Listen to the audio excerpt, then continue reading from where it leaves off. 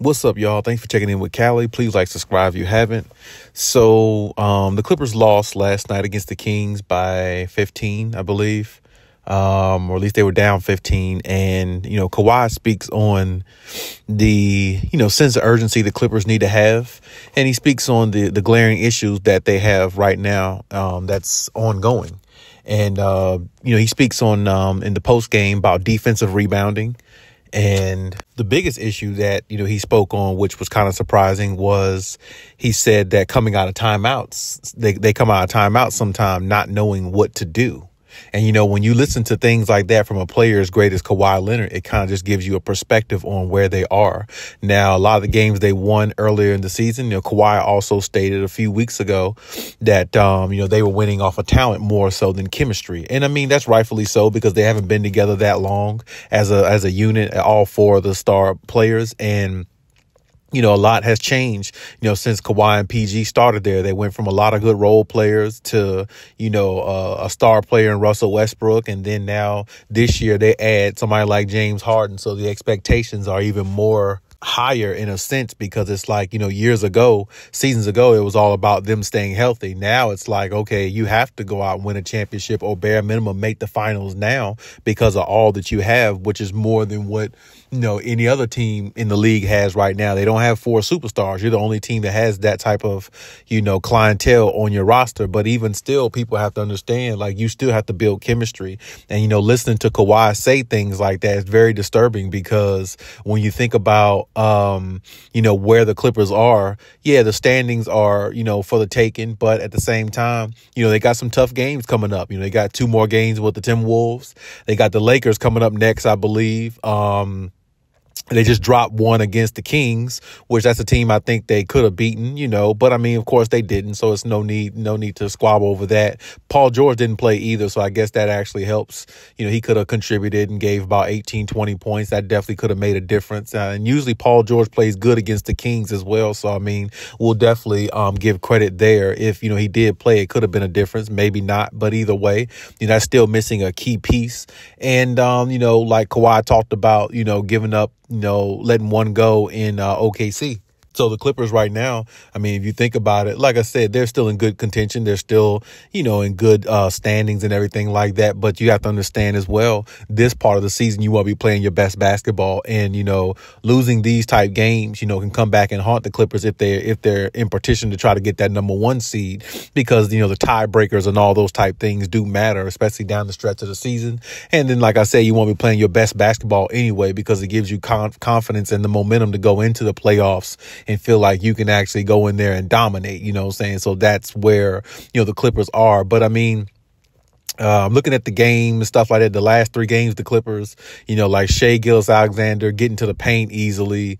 It just kind of looks like, and De'Aaron Fox was kind of getting wherever he wanted in the paint and wherever he wanted. It's just like the defense has to pick up a lot more if they want to be a championship team. That's just the way it is. They can't really, have these games where they're just trying to outscore teams or something like that and go back and forth, score for score, because that's not really who they need to be if they want to win championships. They got to be one of those teams that's more defensive minded. And, parts during the season, they did play, good defense, like together type defense, complementary defense with each other. So, I mean, I think they can pick back up. I think they can get back to their normal ways and things like that. But they're going to have to do it pretty quickly because, like I said, this part of the season, it's more or less you have to be putting your best foot forward because, you're getting towards the end of the season. The seeding is important. You don't want to fall too far in the standings and you don't want to lose too many games because you can lose your momentum as the team that you were but prior to the All-Star break. So, I mean, it's really just getting healthy, having everybody there and really trying to figure out a process. And now I really don't like the fact of that Kawhi said that they come out of timeouts not knowing what to do. That tells me that, maybe, Ty Lue is not making adjustments well, or maybe they just confused on what Ty Lue was trying to tell them to do in the midst of being in a game because they feel like it might not work, the strategy that he's coming up with. I mean, it could be a variance of a lot of things of the reason why that Kawhi said that. And I don't believe Kawhi is the type of guy that throws people under the bus or anything like that. But I mean, I definitely believe that, he said that for a reason and a reason that needs to be notified, because you don't need to come out of timeouts not knowing what to do and where to execute and how to, execute plays when you're playing against teams that are, in playoff contention just as you are, and you're really trying to, be at your best at this part of the season so you can go into the playoffs with confidence. You know what I'm saying? So the only way to go into playoffs with confidence is to have the right mindset and understand, what coaches are saying and everybody's on the same page.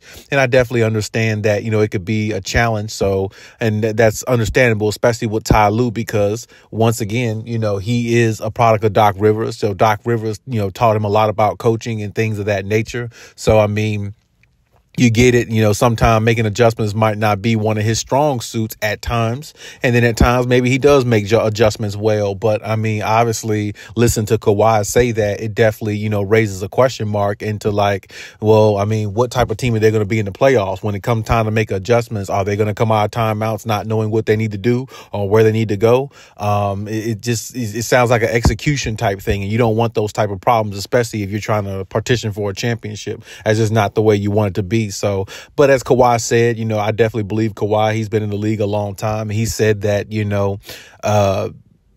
we got time to figure it out, what I'm saying? Because it's still about, 30 so games left or something like that. They got time to kind of piece things together and put it together. So, we're all on board with that, specifically. And I definitely think that's, something that, we want to, go by, because Kawhi definitely knows what he's talking about. So I definitely think this team will get it together, and I think they will, kind of get back on track. I do understand also coming off the All-Star break, you kind of lagging a little bit. You kind of got into a little bit of a comfort zone, being a little lazy, maybe, just relaxing a little bit, toning it down. Now you got to rev it back up. So it can definitely be a little difficult doing that at times. But, as long as the Clippers get it back on track, that's basically what they're going to have to do, because, like I said, looking at their schedule, they got some crucial games coming up, and they're going to have to win some of these games. It can't be you lose to the Lakers, hypothetically, you lose maybe 2 more times to the Timberwolves, and you play, I think they play OKC again, then they play the Knicks, and, they got some challenges,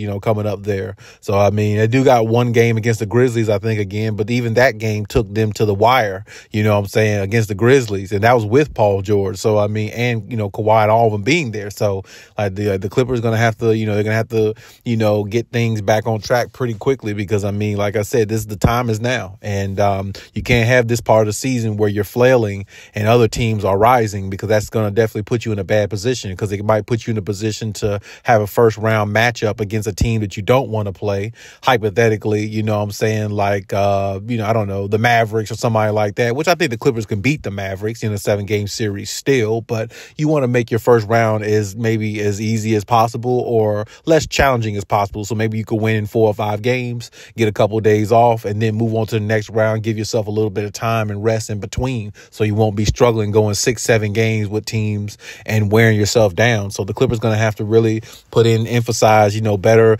defensive structure and defensive rebounding, like he spoke on. That's going to have to be fixed, because, I mean, you're going to have to be able to crash the boards if you want to be a team that wins. You got to, because, I mean, you can't give teams extra possessions, because these guys in this league is too elite of scoring to give them extra possessions and think you're just going to win games based off of your talent. That's just not the way it's going to go. So the Clippers are going to have to get better there. They're going to have to get more sound on defense. And at times when I look at the Clippers, I look at them and I feel like a lot of times, they look like they really want to be an offensive juggernaut type team, which they can be because they got so much talent. But at the same time, I've looked at a lot of games this season and I felt like, they kind of like look for Kawhi to make the defensive plays and this and that. And they just kind of feed off the energy there. Maybe a little bit of Terrence Mann. It's going to have to be a collective effort. It can't just be Kawhi disrupting a whole team's rhythm and Paul George and them just go down there and just shoot jumpers and look pretty while they're doing it and all that stuff with the form and all that. It has to be, everybody has to get dirty, nasty. Everybody's going to have to get gritty.